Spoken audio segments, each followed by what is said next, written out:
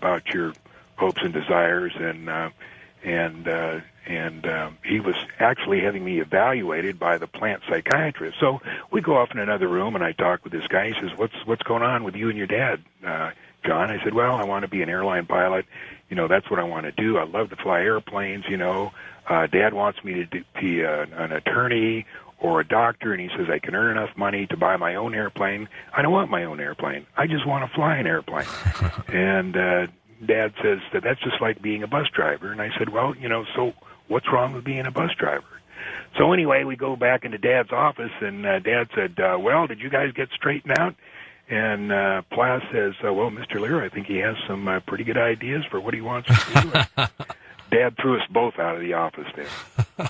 Well, it was a love because just by reading some of the writings you've done, John, and your background, it followed you all your life into different facets as well. I mean, ending up as a pilot for the CIA. Would you do it again today? If today's CIA said, "Hey, John Lear, we need some help," would you fly for them? No, it's different today. It is. Everything's different today. I've been retired 5 years since May of 2000 when Kitty Hawk International went bankrupt. I was flying the L-1011 for them, and I had took all my licenses. I had them laminated and framed, put on the wall, so I would never be tempted to use them again. I canceled all my aviation subscriptions, and you know what, George? I don't even look up in the sky anymore. When I flew, and I've talked to a lot of friends that flew when I was flying in the 60s and 70s and 80s, I flew in the best of times. I flew the greatest equipment and flew the most interesting missions, but it's not like that anymore. In those days, we knew who the good guys were and who the bad guys were. Right. And these days, you don't. You don't even dare get in the business because you don't know who the good guys and bad guys are. And I bet you knew all those. You knew the Jaegers. You knew everybody during this era. Yeah, and as a matter of fact, while we're on that, I'd like to note the untimely passing of Scott Crossfield, who was killed a few weeks ago. That's right. He was a giant. He was a giant of mine, in the business. In a weather-related crash in a Cessna 210, Scott flew the Douglas D-558 Skyrocket to Mach 2, and he also became the first man to exceed Mach 2 and flew the X-15 to Mach 2.97. Now, I want us to set the record straight tonight, George, on who really was the first pilot to exceed the speed of sound in level flight.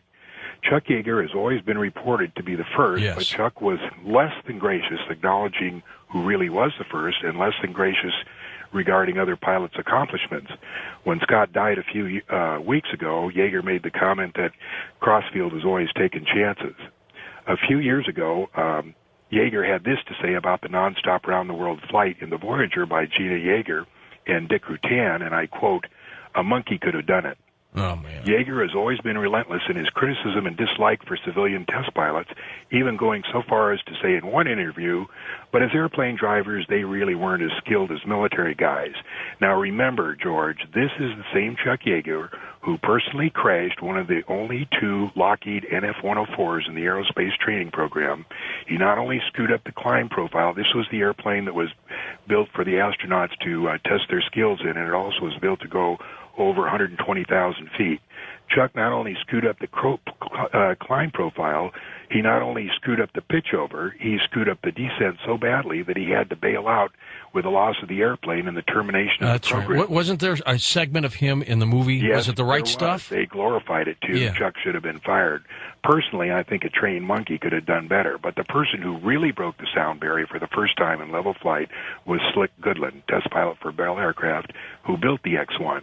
Slick made 26 flights in the X-1 before they handed it over to the Army and exceeded Mach 1 on at least 2 of those flights. The Air Force, however, wanted to hog the limelight and the glory and the credit, so the data tapes were impounded, and General Boyd, who was head of the Flight Test Center at what then was known as Muroc, chose Yeager. And even though there were other pilots equal to or more qualified than Yeager, General Boyd picked Yeager for the Mach 1 attempt because he felt Yeager was the most expendable.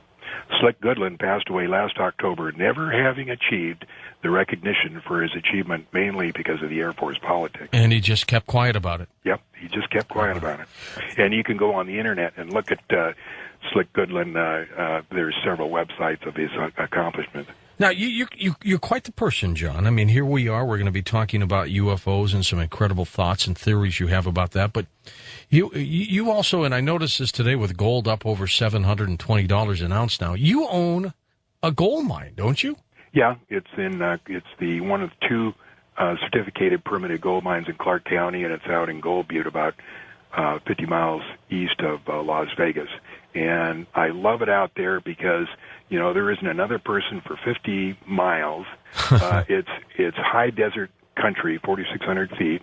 It's old Indian country, and I just love to go out there and weld and pound nails and get ready, and we're just about set to start milling in about 2 weeks. Think you're going to hit the mother lode? Well, it's a vein, George, that runs about a mile and a half, and people have worked this vein for many years, but it has various concentrations, and we may make a little bit, but, you know, basically it's an excuse for me to get out in the open air and enjoy myself. How old are you now, John? 63. Oh, you're still young. You are still young. Yeah. Well, good for you. Now, how did you, because this started back in the 80s, how did you get interested? I mean, here you are, you know, a test pilot, airline captain. All of a sudden, you're interested in unidentified flying objects, UFOs. How in the heck did that start? I'll tell you exactly how it happened. I was over at a friend's house across town that I knew for years and years. I was walking through his living room. On the table, there was a book called Missing Time by Bud Hopkins, and I picked this up, and I kind of thumbed through it, and I said, the guy's name was Al Newell, and I said, Al, can I borrow this book? He said, sure. I took it home, and George, I don't know what came over me, but when I read that book, I said, this is real.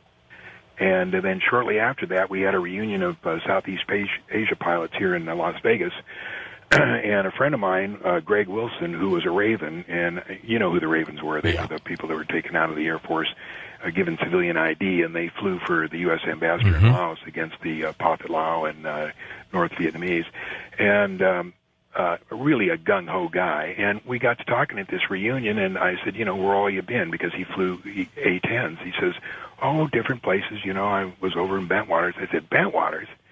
Well, what about that incident in 1980 where a saucer supposedly landed? He said, John, I was there. He said, I didn't see it, but I was confined to quarters, but I know the guys who did. And I thought, well, there's the second thing.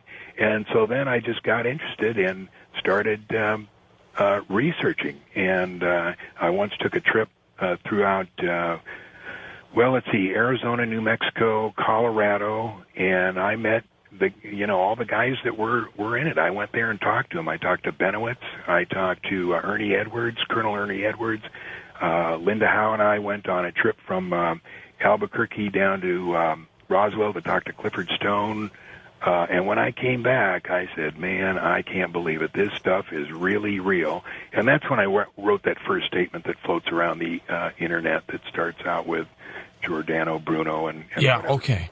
Did you, because of your background in aviation, also because of your name, strong name, did that help you trying to open up doors to investigate UFOs or trying to talk to people who might not have spoken to you? Did that help? I don't think so. I'm trying to remember of any incidents where it would. The only one that it did kind of help me is I went to research the base at Dulce, New Mexico, and I pulled into town driving my old GMC truck, and I checked into a hotel, and I had the name of Gabe Valdez, who was the highway patrol guy there, and I called up Gabe, and I said, my name is John Lear. I'd like to chance to meet you. He said, John, we already met. And I said, we did? And he said, yeah, 10 years ago, you flew in here in a Learjet with Dean Martin's girlfriend and a load of steaks for Dean Martin. He was shooting a movie here, and I was the guy that met you at the airport. I love it. So he came over to the hotel, and his shift was 10 o'clock at night to 6 in the morning.